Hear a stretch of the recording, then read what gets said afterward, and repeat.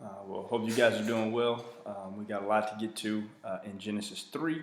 This is a very important passage for the rest of the Bible. This passage actually sets the tone for what's going to happen in the future, and so let's get right to it. And so in Genesis 3, it's the fall of man is what it's known for. And so this is when Adam and Eve are in the garden. They're tempted by the serpent to eat the fruit, the forbidden fruit, and they give in to temptation. And so let's talk about it.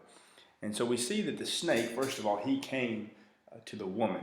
He went to the woman, and that's important. You see, up until this point, the order had been God communicated to man, man to woman. The serpent, he flipped that, and he went to the woman. The woman then reported to the man, and then God was now on the bottom rung. And so you see the serpent, he flipped that order. And that order doesn't mean less than, it doesn't mean any of that. It just there was a standard that God had put in place that he wanted to communicate to the man. And the man was to lead his family and communicate that to the rest of his family. And the serpent tried to reverse that order. And we actually see the effects of that today, that order, and a lot of times is still off, that we see a lot of passive men who are not willing to lead their families well. And in the text, it's very important to note that Adam, this whole time, was right there. The text says Adam was with her. You know, he was right there beside her, allowing this to take place. And it's also important to see that when challenged on the rules, the command that God had laid out, when the serpent made this accusation, did God really say? It's important to know that Eve appears to have known the commandments. She knew the commandments that God had given them, and she knew what they were and weren't supposed to do, and yet she still gave in. And up until this point, the Adam and Eve, they hadn't sinned. Just because the serpent came to them and tempted them with this, challenged them, questioned them, had them even questioning some of the commands that God had given, they had not yet sinned. They didn't sin until they actually followed through with the deed. And so up until this point, they were okay. They were being tempted, but we see that they gave in to temptation. And we see once they gave in, things really went downhill fast. You see that the man, when questioned by God, he blamed the woman. He immediately blamed the woman. And then the woman, she turned and blamed the serpent. And so we see the blame game happening here. But important to note, this is the important section here, starting in verse 15, when God issues out the curses.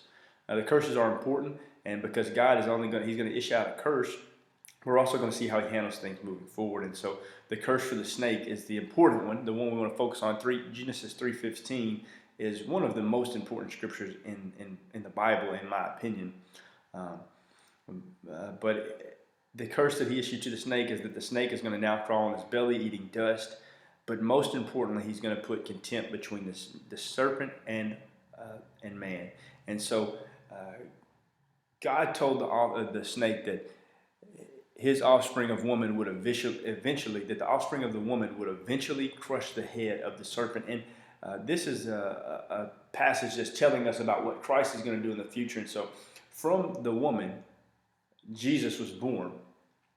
And Jesus being born was a bad thing for the serpent, because what ultimately happened was that Jesus went to the cross and died for our sins, and he conquered death. And so when Jesus was killed on the cross, and when he was buried and rose, he delivered a fatal blow to the snake. He defeated death, and he overcame the enemy with that action of doing that. But it came at a great cost to Christ. You see, he had to be crucified. He had to come down, live as a man, suffer, be persecuted, and ultimately be killed for who he was and what he was doing. And so it came at a great cost. And so that curse in there that he issues to the snake, that, well, the offspring of the woman is going to crush your head, but you're going to bite his heel.